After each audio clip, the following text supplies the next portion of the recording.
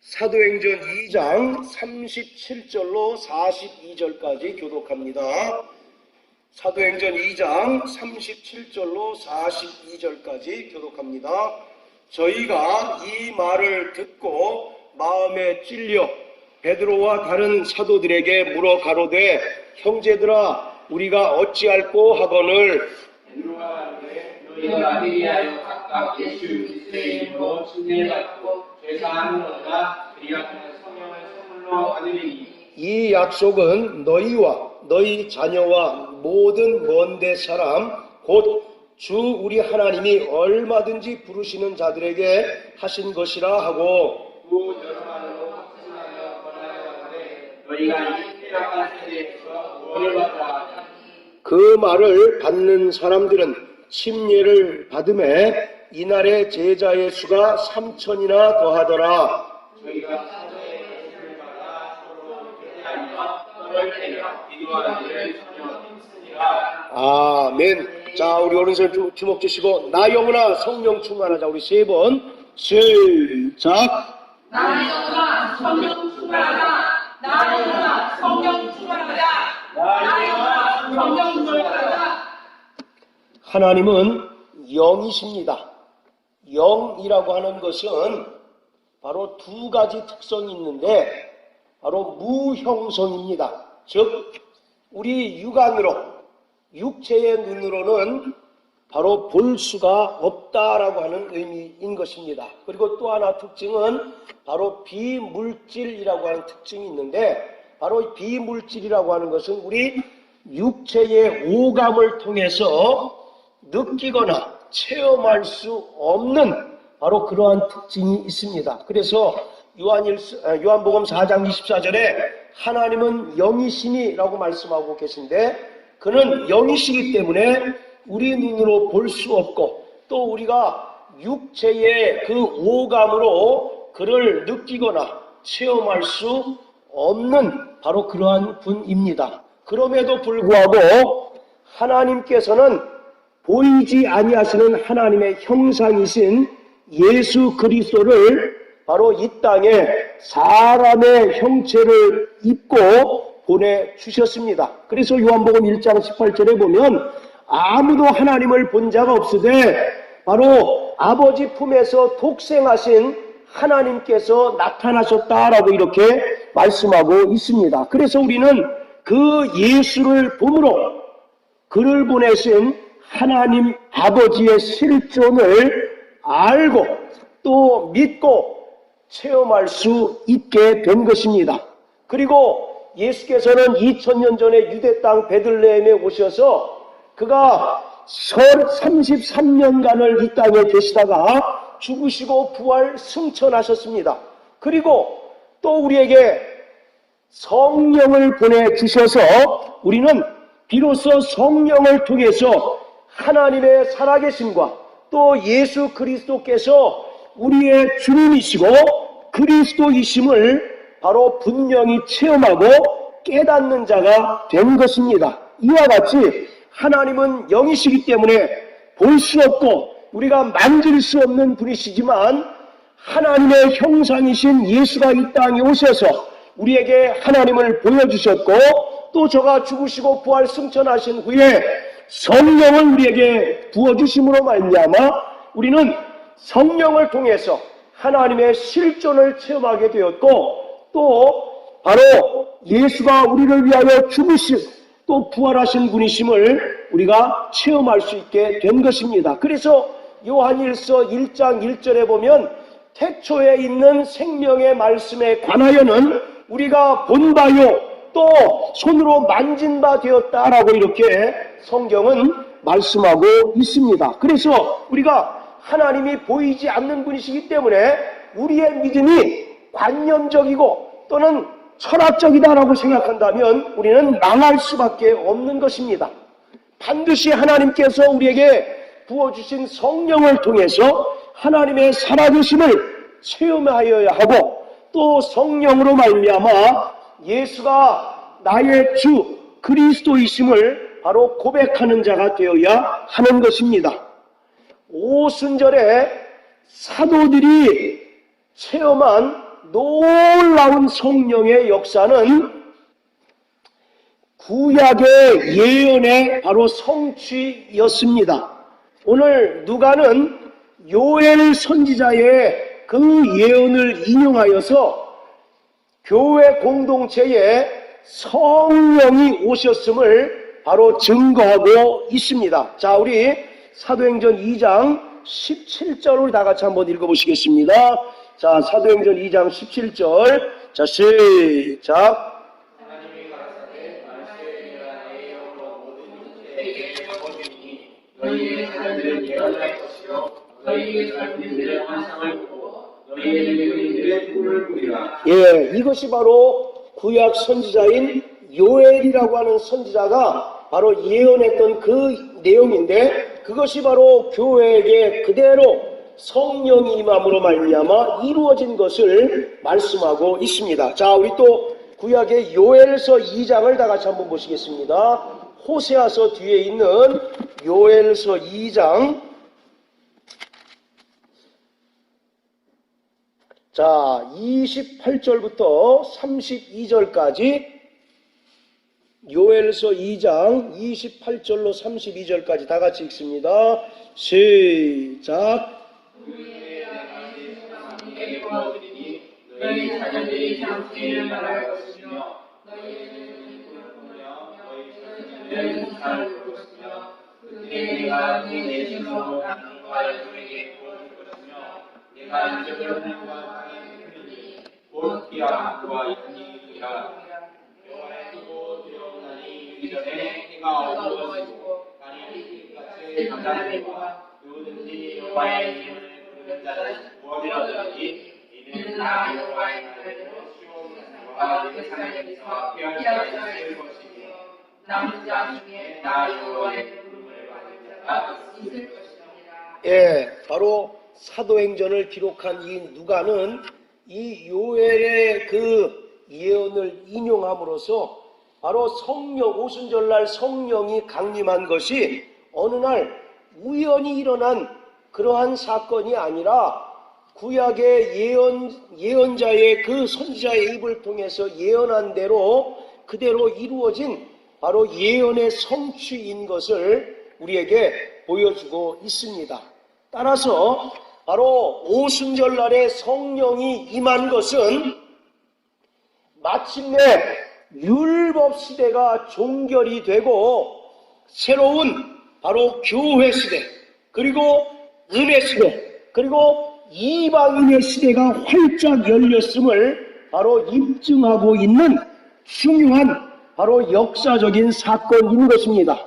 구약을 우리는 바로 광야교회 시대라 이렇게 이야기한다면, 바로 성령이 임하신 이후에 바로 이제 교회가 드디어 이제 탄생하게 되었는데, 그때를 바로 신약교회 시대다라고 이렇게 우리가 이름을 붙이게 됩니다. 그리고 구약은 바로 율법에 속한 바로 율법 시대인 반면에 바로 성령이 임한 그 이후에 바로 시대를 바로 은혜 시대다라고 이렇게 이야기합니다. 그래서 성경은 지금이 은혜 받을 만한 때요, 구원의 때다라고 이렇게 이야기하고 있습니다. 율법 아래에서는 아무도 구원받을 수 없었으나 예수 그리스도의 죽으심과 부활을 통하여 성령이 임함으로 말미암아 바로 폭발적으로 은혜 받는 자의 수가 더하여지고, 또 그들 가운데 수많은 구원받은 자들이 나타나게 된 거예요. 그리고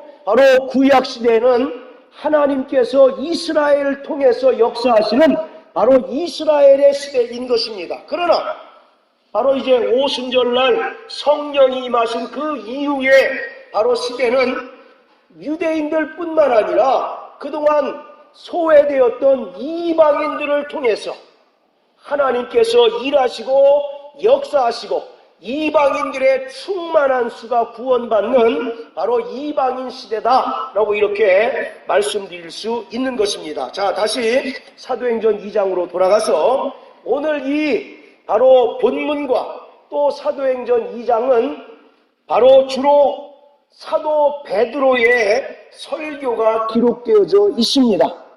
바로 이 베드로의 설교가 왜 사도행전 2장에 나왔는가 하면 이 베드로의 설교는 초대교회의 기틀을 세우는 데 있어서 매우 중요한 역할을 감당하고 있기 때문에 바로 베드로의 설교가 이 사도행전 가운데 가장 먼저 등장하고 있는 것입니다.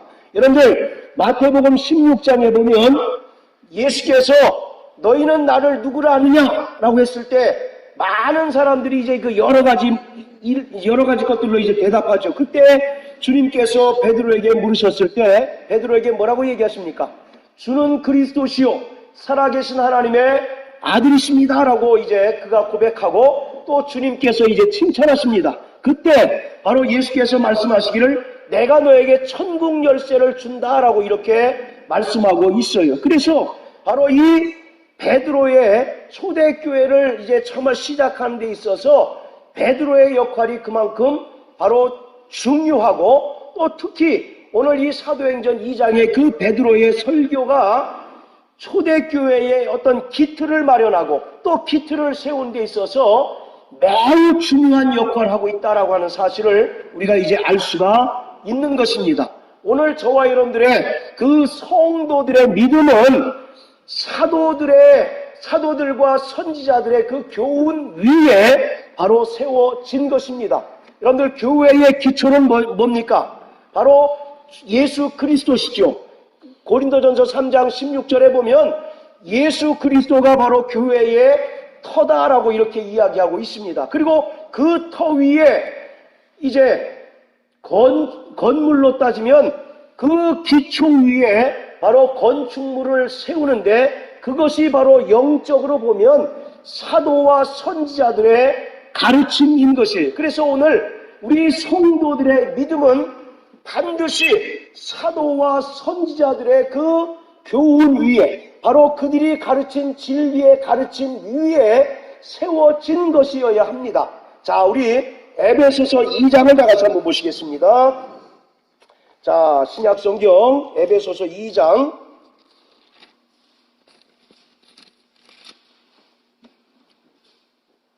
자, 20절 우리 김영미 집사님 한번 읽어주십시오. 너희는 사도들과 선지자들의 소리에 세우신 믿을 자라 그리스도 예수께서 친히 모퉁이 돌이 되셨느니라. 예, 바로 사도들과 선지자들의 터 위에 바로 세우심을 입었다 이렇게 얘기합니다. 즉 바로 교회의 기초는 예수 그리스도시요 그 바로 건물의 기둥 역할을 하는 것들이 바로 사도와 선지자들의 가르침이다라고 이렇게 성경은 말씀하고 있습니다. 자, 또 디모데전서 3장. 자, 디모데전서 3장 15절. 자, 우리 다시 김영미 씨님 한번 또 읽어주십시오. 바리새인과 지체하면 너로 하나님의 집에서 어떻게 행하여야 할 것을 알게 하나니 이 집이 살아계신 하나님의 교회로 진리의 기둥과 같으니라. 예, 바로 하나님의 교회는 뭐 위에 세워졌다고요? 진리의 기둥과 터 위에 세워진 것이 바로 하나님의 교회다라고 이렇게 얘기하고 있어요. 그래서 교회의 가장 이제 기초는 바로 예수 그리스도시요. 그 기초 위에 기둥 역할을 하고 또 이제 지지대 역할을 하는 것이 바로 사도와 선지자들의 가르침인 것입니다. 그래서 우리는 교회 생활을 통해서 끊임없이 바로 사도와 선지자들의 그 가르침을 받아야 하는 거예요.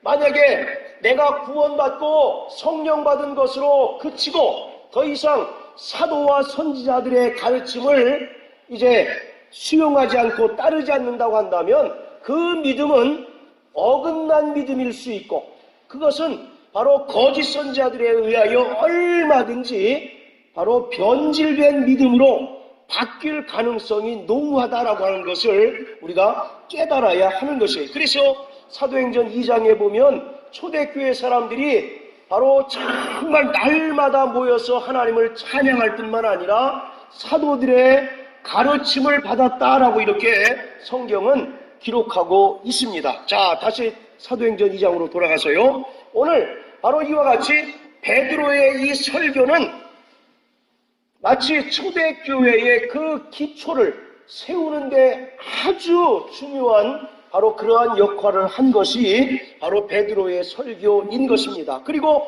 이 베드로의 설교의 핵심은 무엇이겠습니까? 오늘 이 사도행전 2장에 나오는 베드로의 설교의 바로 핵심은 뭐냐면, 자, 우리 다 같이 36절 다 같이 한번 읽습니다. 자, 사도행전 2장 36절 시작. 이스라엘 본식이 정령한지니 너희가 십자가에 못 박은 이 예수를 하나님의 주와 그리스도가 되게 하셨느니라. 예, 이것이 바로 오늘 베드로의 그 설교의 핵심입니다. 너희가 십자가에 못 박은 이 예수를 하나님이 주와 그리스도가 되게 하셨다. 즉 너희는 바로 종교적인 열심으로 예수를 십자가에 못 박긴 하였지만 그것은 인간의 뜻에 의하여 못 박힌 것이 아니라 그는 이미 아버지께로부터 죽을 권세를 받아 이 땅에 오셔서 인간의 너희의 모든 죄와 허물을 위하여 바로 십자가에 달려 죽으셨다라고 하는 것입니다. 그런데 그 십자가에 달려 죽으신 예수를 하나님께서 다시 살리심으로 말미암아 주와 그리스도가 되게 하셨다라고 하는 말은 너희의 구원의 주가 되게 하셨다라고 하는 말이에요. 그래서 로마서 10장 9절 10절에 보면 바로 우리의 구원은 예수가 나의 주이심과 또 그가 죽은 자 가운데서 3일 만에 부활하신 것을 마음으로 믿고 입으로 시인할 때 구원받는다라고 이렇게 얘기하고 있는 것처럼 여기 예수를 하나님이 주와 그리스도가 되게 하셨다라고 하는 말은 바로 너희의 모든 죄를 친히 예수가 담당하셔서 바로 구원의 주요 또 구원의 바로 주님이 되셨다라고 이렇게 성경은 말씀하고 있습니다. 그런데 바로 이제 베드로의 설교를 듣던 많은 사람들이 막 심경의 변화를 일으키기 시작합니다. 그것을 성경은 뭐라고 얘기하냐면 37절에 마음에 찔렸다라고 이렇게 이야기하고 있어요. 뭐 했다고요? 마음에 찔렸어. 그래서 우리는 바로 설교를 들을 때 정말 우리 마음에 찔림이 있어야 됩니다. 아, 그냥 저거는 설교구나. 또 오늘 설교 잘한다. 설교 못한다. 우리가 자꾸 평가자에 있기 때문에 우리가 심판자의 자리에 앉기 때문에 그 설교를 통해서 하나님의 생명을 공급받지 못하고 하나님의 은혜를 힘입지 못하는 겁니다. 우리가 늘 바로 정말 설교를 들을 때 그 말씀이 나를 막 정말 심령을 찌르고 또 요동치게 만드는 설교가 될 수 있어야 우리 신앙이 한층 더 성장하고 우리가 하나님의 생명이 바로 풍성할 수 있는 것입니다. 그런데 오늘 바로 이 베드로의 설교를 듣는 많은 무리들이 마음에 찔렸다라고 이렇게 이야기하고 있습니다.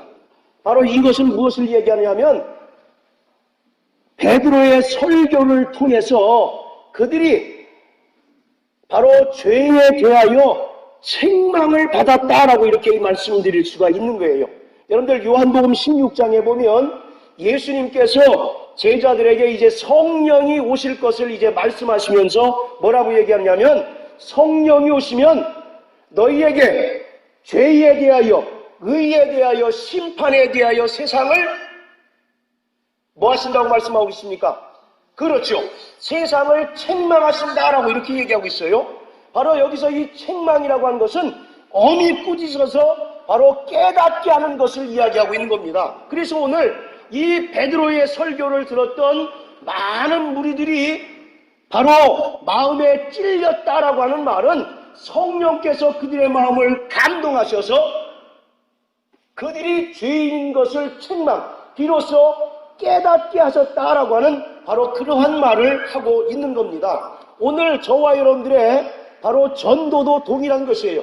우리가 예수 믿으면 복 받습니다. 예수 믿으면 행복해집니다. 물론 그것도 하나의 바로 전도의 어떤 그런 외적인 수단이 될 수가 있지만 전도는 근본적으로 죄에 대하여 의에 대하여 심판에 대하여 바로 책망하는 것이 바로 전도이어야 합니다.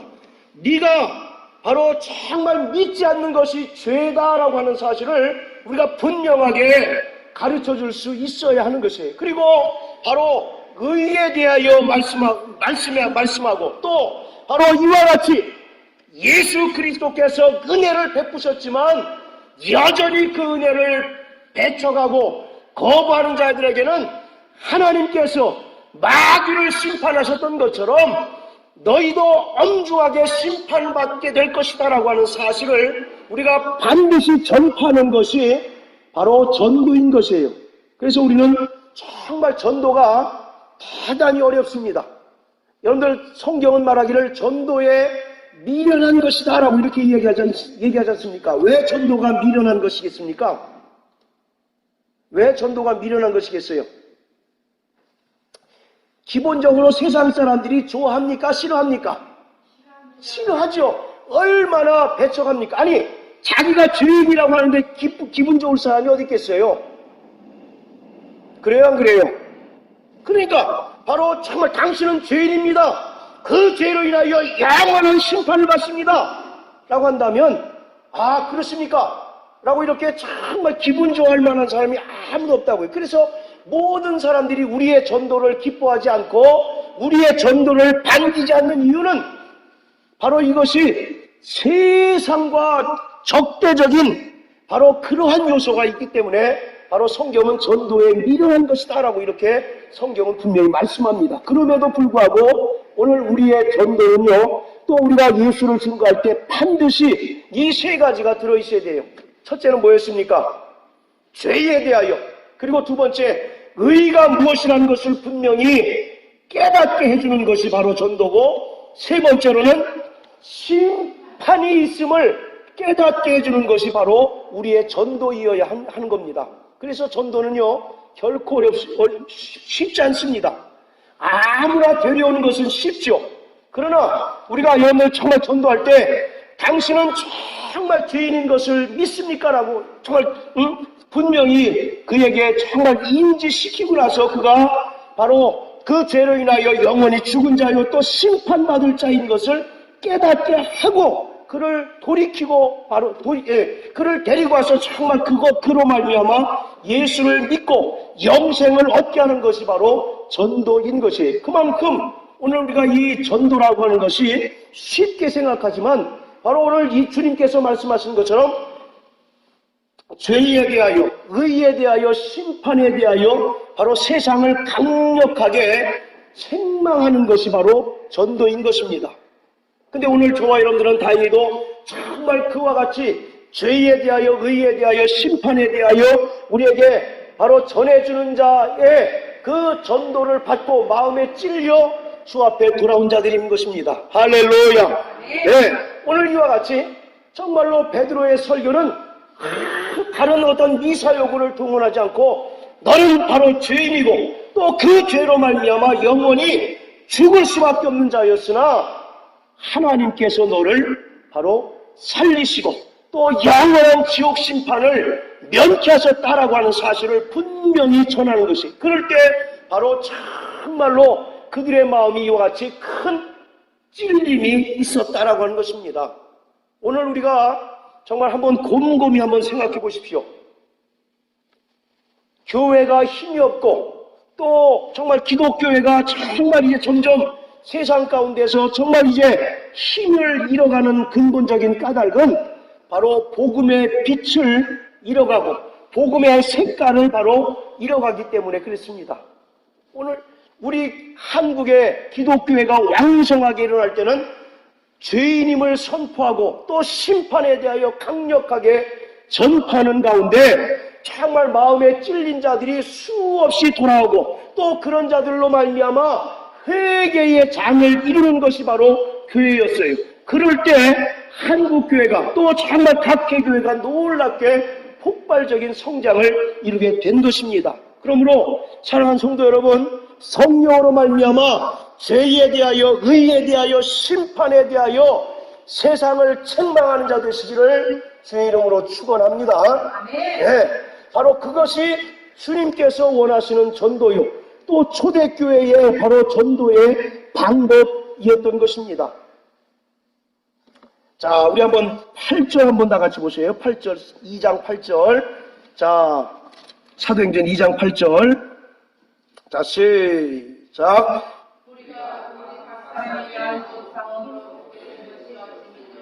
예. 이 사람들이 지금 두 번 깜짝 놀랍니다. 사도행전에 보면. 첫 번째 놀란 게 금방 읽었던 것이에요. 막 저들이 120명의 사람들이 막 방언을, 성령 충만함을 받고 나니까 제일 먼저 나타나는 현장이 뭐였습니까? 방언이죠.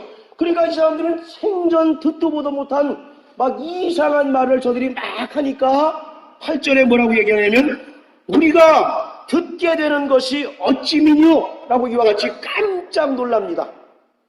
이렇게 방언 말하는 것을 보고 정말 깜짝 놀랐던 사람들이 다시 한번 놀라게 된 것이 뭐냐면 베드로의 설교를 듣고 크게 놀랍니다. 그리고 나서 그들의 심경이 이제 변하기 시작하는 거예요.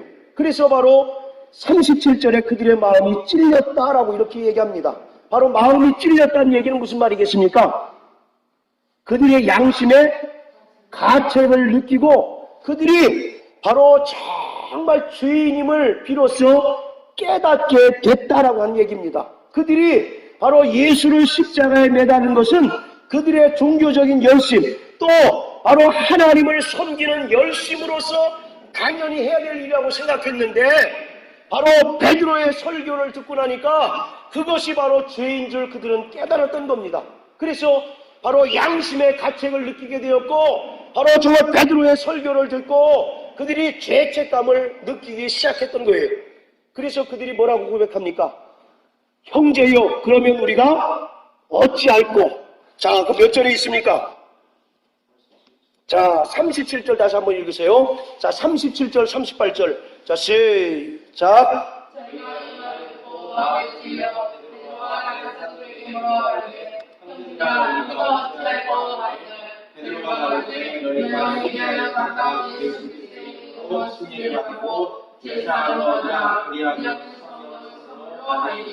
예. 자, 첫 번째는 방언 말하는 것을 보고 깜짝 놀랐던 사람들이 이제 베드로의 설교를 듣고 이제 완전히 이제 KO 된 겁니다. 아, 내가 죄인이구나.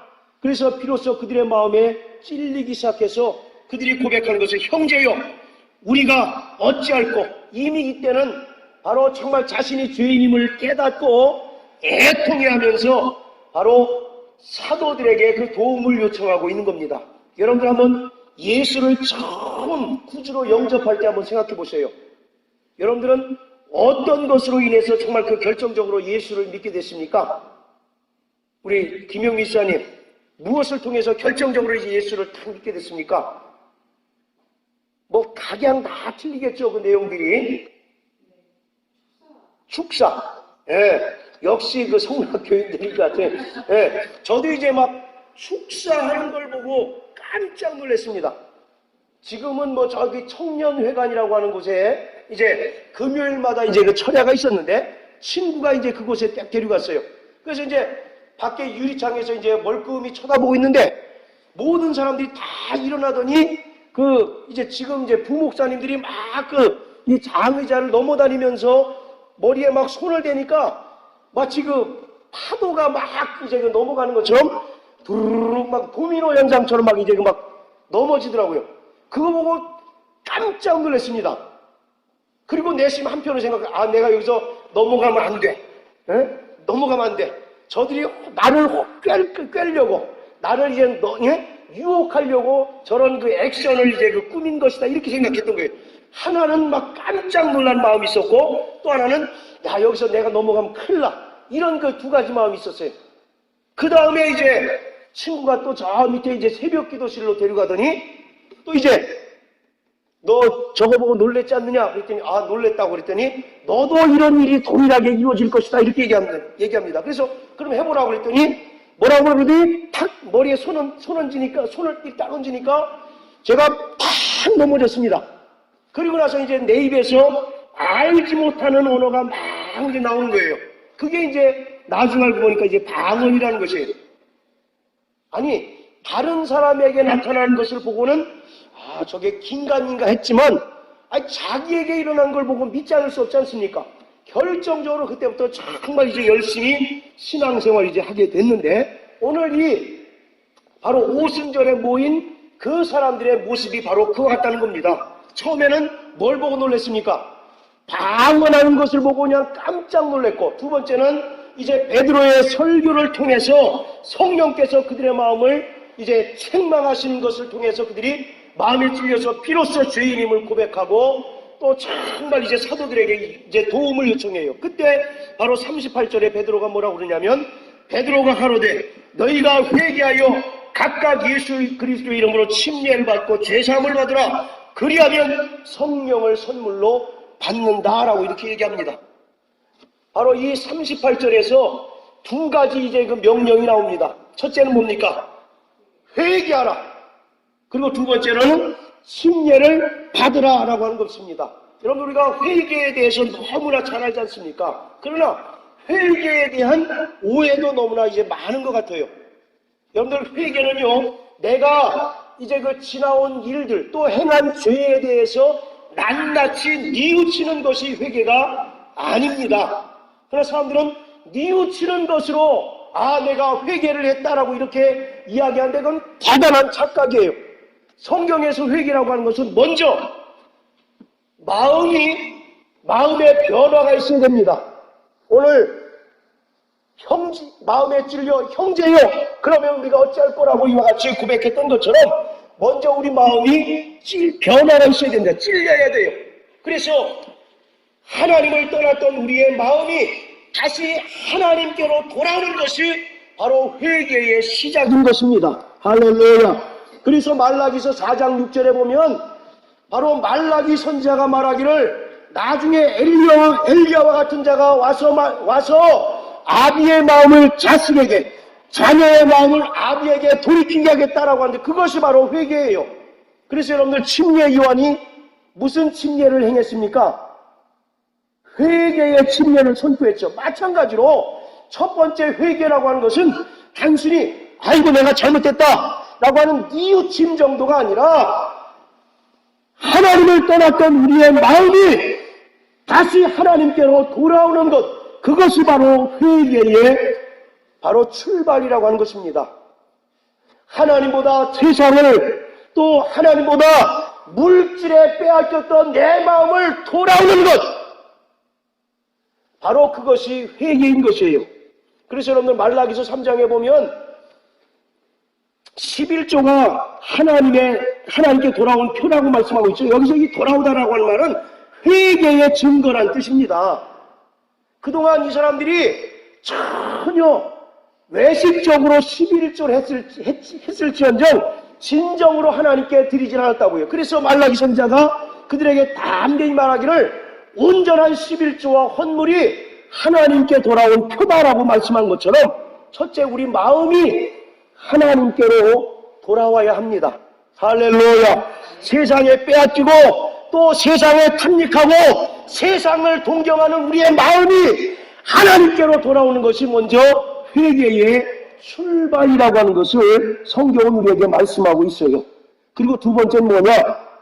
단순히 마음의 결단이나 돌이킴의 수준을 넘어서 우리가 마음이 변했으면 또 뭐도 변해야 됩니까? 우리의 행위가 변해야 되고 우리의 삶이 온전히 변하는 것, 이것이 바로 회개의 완성이에요. 그래서 마태복음 3장에 침례 요한이 뭐라고 말씀합니까? 이 독사의 자식들아, 누가 너희에게 임박한 진노를 피하라더냐? 하나님은 돌들로도 아브라함의 자손들을 만들 수 있다. 그러므로 너희는 회개에 합당한 열매를 맺으라고 이와 같이 말씀한 것처럼 우리가 처음에 정말 마음이 변했다면 그 증거는 우리의 행위가 바뀌고 또 우리의 삶이 온전히 변하는 것이 바로 성경에서 원하는 참된 회개인 것입니다. 이 회개가 없다면 절대로 그리스도인이 될 수가 없습니다. 여러분들, 출애굽한 이스라엘 백성에게 하나님께서 뭘 준비하라고 하십니까? 무교병과 쓴 나무를 준비하라고 하잖아요. 바로 그 쓴 나물이 얼마나 씁니까? 이것은 바로 회개를 뜻합니다. 너희가 바로 구원받기 위하여 회개할 뿐만 아니라 너희 삶 가운데 너희가 하나님의 뜻과 그 말씀대로 살지 않는 그 모든 행위에 대해서 날마다 회개할 것을 바로 쓴 나무를 먹으라는 것을 통해서 우리에게 깨닫게 해주시는 것입니다. 사랑하는 성도 여러분, 날마다 회개하는 자 되시길 주의 이름으로 축원합니다. 우리가 정말 똑같은 죄를 계속 반복할지언정 자꾸 바로 우리가 정말 변하려고 노력하고 또 자꾸 그 죄를 안 지으려고 노력할 때 바로 우리는 날마다 조금씩 성화되고 거룩해질 수가 있는 것입니다. 그리고 두 번째 명령은 바로 침례를 받으라는 것입니다. 자, 침례 받으셨으면 아멘 하세요. 네. 많은 사람들은 분위기 따라 침례 받았다라고 이렇게 얘기합니다. 그냥 목사가 받으라고 하니까 마지못해서 받았다 이렇게 얘기하고 있어요. 여러분들도 그렇습니까? 바로 침례의 본질은 그리스도와의 연합입니다. 연합. 뭐라고요? 네. 그래서 로마서 6장에 보면 그리스도의 죽음과 연합하여 내 옛사람이 죽는 것이 바로 침례인 것입니다. 그리고 또 그리스도의 부활과 연합하여 내가 바로 새 사람이 되고 또 새로운 피조물이 되어서 새 삶을 사는 그 출발점이 바로 침례인 것입니다. 할렐루야. 그래서 오늘 바로 이와 같이 회개하고 또 침례를 받음으로 그리스도와 연합하고 새로운 사람이 된 자들이 바로 성령의 충만함을 받고 또 성령 충만함을 유지할 수 있는 거예요. 오늘날 우리가 성령 충만을 위하여 날마다 기도하지만 여전히 우리가 성령의 충만함을 경험하지 못하는 근본적인 이유는 첫째, 우리가 날마다 회개의 삶을 살지 않기 때문에 그렇습니다. 또 두 번째, 우리가 정말 침례받은 자로서 그리스도와 함께 하심을 우리가 그리스도와 연합한 자로서 새로운 피조물이 되어서 그 습과 완벽하게 단절되지 않은 삶을 살기 때문에 우리가 성령의 충만함을 받지 못하는 것입니다. 자, 다시 한번 따라하세요. 나 영혼아 성령 충만하자. 세 번 시작. 나 영혼아 성령 충만하라. 나 영혼아 성령 충만하라. 나 영혼아 성령 충만하라. 할렐루야. 아멘. 자, 그런데 여기 중요한 이제 또 우리가 중요하게 이제 봐야 할 것이 있는데, 자, 38절 다시 한번 읽어보실까요? 자, 시작.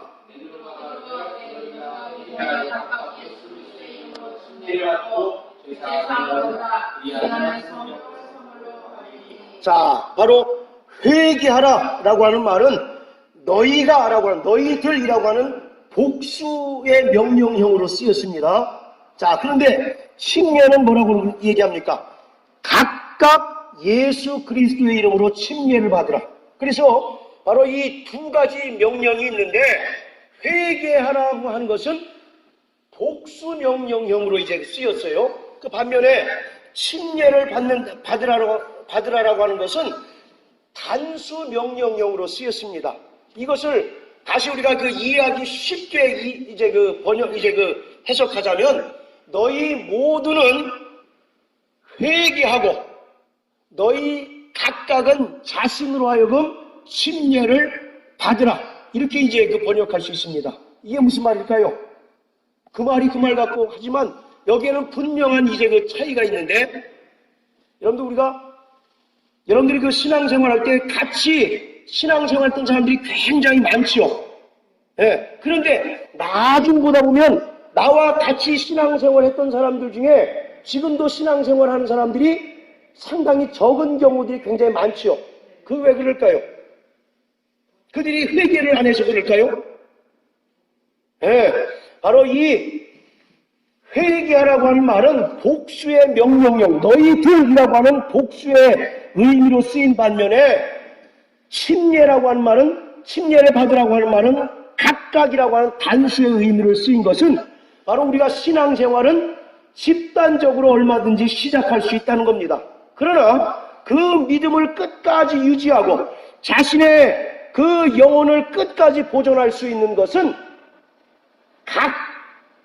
각자의 그 소관, 각자의 책임 여하에 따라 얼마든지 달라질 수 있다는 얘기예요. 예를 들어서 우리가 중학교나 고등학교 입학할 때 얼마나 많이 입학합니까? 그런데 고등학교 졸업할 때 그 성적이 어떻습니까? 다 같지 않잖아요. 다 천차만별 달라요. 그 사람의 노력료에 따라 성적이 다 달라지는 것처럼 우리가 바로 신앙생활은 어떤 면에서 군중심리에 의해서 묻어갈 수 있다는 얘기입니다. 그래요, 안 그래요? 친구 따라서 뭐 한다고요? 강남 갈 수 있어요. 그래서 얼마든지 신앙생활은 분위기에 편승해서 묻어갈 수 있어요. 그러나 끝까지 그 믿음을 유지하고 끝까지 자신의 영혼을 보존하는 것은 쉬워요, 어려워요? 결코 쉽지 않고 이것은 그 사람이 얼마나 믿음으로 살려고 노력했는지 여부에 따라서 바로 그렇게 결정난다라고 하는 사실을 우리가 말해주고 있는 겁니다.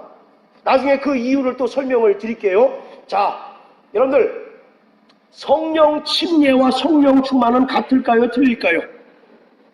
오늘 이 사도행전 2장 38절에 성령을 선물로 받는다는 얘기는 성령의 충만한 상태를 이야기하겠습니까? 아니면 성령으로 침례받는 것을 이야기합니까? 이것은 바로 성령으로 침례받는 것을 얘기합니다. 마태복음 3장 11절에 보면 침례 요한이 말하기를 나는 물로 침례를 주거니와 몇 날이 못되어 내 뒤에 오시는 이가 있는데 그는 뭘로 침례를 준다고 그랬습니까? 성령과 불로. 예, 성령의 불이 아니라 성령과 불이죠. 성령으로 침례해 줄 것이고 믿지 않는 자들은 불로 침례, 즉 심판하신다라는 그런 얘기거든요.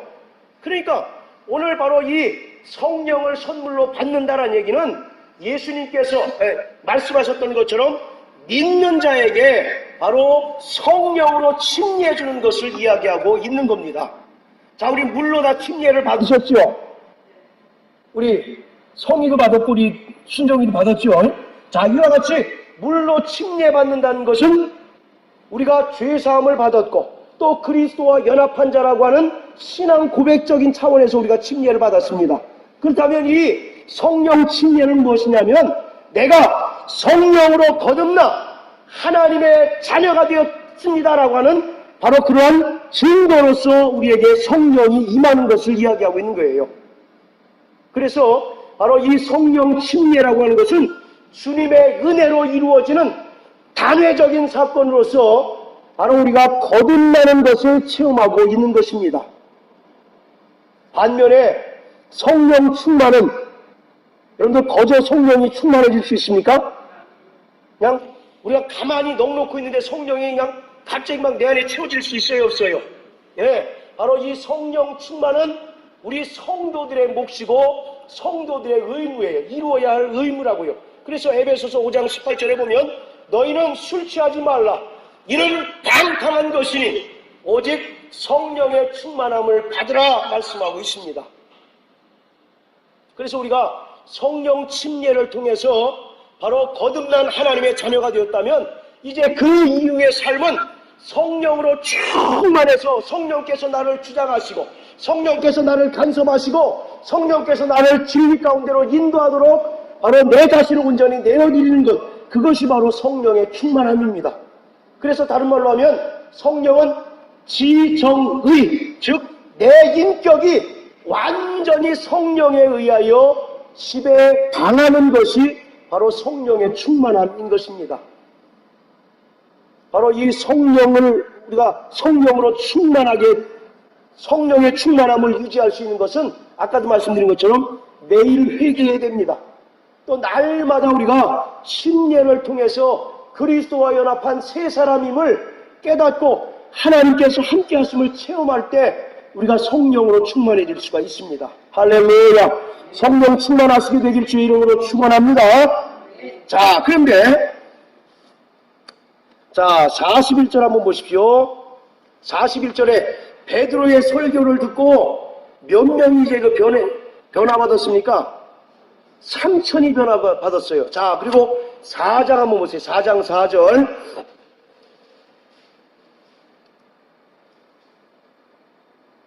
자, 4장 4절. 거긴 몇 명입니까? 근데 그 앞에 전제가 있죠. 아니, 그 말고 남자의 수. 자, 이 성경 고고학자들이 이야기하기를 지금 이 당시 사도행전 당시에 예루살렘의 총인구, 남녀노소 불문하고 총인구가 얼마쯤 될 거라고 생각하십니까? 얼마 정도 될 것 같아요? 3만? 조금 더 써보세요. 지금 우리 상주시 인구만큼 된대요. 약 8만 정도 된답니다. 8만. 그런데 이 8만이라는 숫자는 남녀노소 다 포함한 숫자입니다. 네, 근데 3천이 변화받고 또 5천이 변화받았어요. 그 숫자는 누구의 숫자입니까? 남자의 숫자예요. 남자의 숫자. 여러분들 통상적으로 이스라엘은 여자나 어린아이들은 이제 그 인구수에 앉는다는 거 아시죠? 그래서 5천 명이 이제 뭡니까? 오병이어의 이적에서 5천 명은 그 남자의 숫자만 5천입니다. 자, 그런데 무려 8천이나 이제 변화받았어요. 그런데 한번 또 생각해 볼 것은 당시에 이스라엘의 그 가부장적인 문화에서 그 집의 가장이 변화받았다. 그럼 그 가정은 다 어떻게 된다는 얘기입니까? 다 예수 믿는 가정이 된 거예요. 그걸 어디서 볼 수 있느냐 하면 사도행전 10장에 보면 고넬료의 가정이 고넬료가 다 변화되니까 그 식솔까지 다 변화됐잖아요. 마찬가지로 이 8천이 변화됐다는 얘기는 기독교 예수를 믿는 사람들이 폭발적으로 증가했다라고 하는 것입니다. 그래서 우리가 한번 가정을 해보자고요. 한 가정의 식구가 5명이다. 그러면 한 몇 명 정도가 예수 믿었다고 예수 믿은 겁니까? 4만 정도가 예수를 믿은 거예요. 그러니까 뭐예요? 예루살렘 인구의 절반 정도가 예수를 믿은 겁니다. 그렇게 폭발적인 그런 붐이 있었어요. 여러분들 우리나라도 한때에 4명 중에 1명이 예수 믿고 교회 다니는 사람이라는 그런 거 굉장히 자랑스럽게 얘기했던 적 있지 않습니까? 그런데 이 당시에 초대교회 당시에는 무려 거의 절반에 가까운 수가 다 예수를 믿고 바로 정말 구원받은 자들이었다는 얘기예요. 그런데 나중 사도행전을 읽어보신 분은 아시겠지만 나중 되면은 이 숫자가 급감을 합니다. 물론 그 사도행전 8장에 보면 그 예루살렘 교회에 극심한 박해가 있었습니다. 그래서 막 예수 믿는 사람들이 사방으로 흩어진 것이 바로 없지 않아 있었지만 그것을 감안하더라도 무려 예루살렘 인구의 절반이나 됐던 사람들이 씨가 마를 정도로 완전히 초토화된 그런 경우가 바로 이 사도행전의 경우입니다. 왜 그럴까요? 정말 처음에 무려 예루살렘 총인구의 절반 가까운 많은 사람들이 예수를 믿었는데, 물론 극심한 박해가 있었다 치더라도 그 숫자가 급감합니다. 여기에는 어떤 중요한 원인이 있었을까요? 이걸 오늘 말씀드리려고 합니다. 이게 오늘 설교의 핵심이에요. 왜 갑자기 그 인구가, 예수 믿는 사람들의 인구가 급감했을까요? 예? 자, 거기 보시면 2장 41절에 보면 그날의 제자의 수가 3천이나 더했다 이렇게 얘기했지 않습니까? 여기서 이 제자라고 하는 말은 예수님의 12명의 제자할 때 그 제자가 아니라 여기서 이제 번역을 잘못했다라고 이제 볼 수가 있는데, 여기서 제자는 그냥 단순한 사람을 뜻하는 단어입니다. 그러니까 예수 믿게 된 사람이 3천이나 된 거예요. 자, 무슨 말씀인지 아시겠죠? 네, 이 사람들이 예수님의 12명의 제자와 같이 완전히 자기 목숨을 걸고 예수를 믿었던 사람이 아니라 그냥 구원받은 사람 3천이 되었고 5천이 되었다라고 이렇게 바로 이해하는 것이 훨씬 더 성경적입니다. 그러니까 그런 사람들이 점점 없어지더니 완전히 이제 예수 믿는 사람들이 예루살렘 지역에 형체가 없어요. 바로 좀 한 명도 찾아볼 수 없을 만큼 완전히 다 씨가 말랐어요. 그것은 왜 그럴까요? 성령 받지 못해서. 또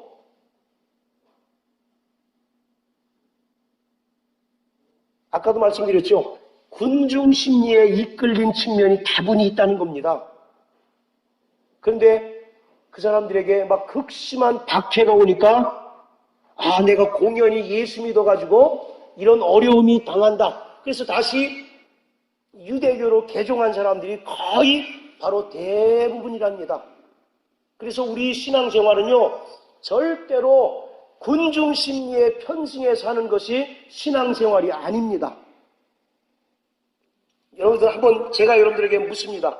여러분들은 예수님의 제자입니까? 아니면 예수를 추종하는 팬입니까? 팬. 가수들마다 팬이 다 다르죠. 그 사람들은 얼마든지 좋아하는 가수가 달라질 수 있어요, 없어요? 있죠. 나는 트로트를 부르는 누가 좋아. 근데 갑자기 또 소녀시대로 갈아탈 수가 있잖아요. 이와 같이 팬이라고 하는 것은 얼마든지 그 어떤 이유가 생기면 갈아탈 수가 있는 거예요. 그러나 예수의 사람은 어떠한 이유를 불문하고 배신할 수 있습니까? 없습니까? 없는 거예요. 그래서 오늘 무려 초대교회 때 5천이나 3천이나 정말 변화됐던 사람들이 조금 지나니까 무려 30년도 채 안 되는 사이에 완전히 형체가 없어질 만큼 완전히 다 사라진 것은 그들이 아까도 말씀드렸잖아요.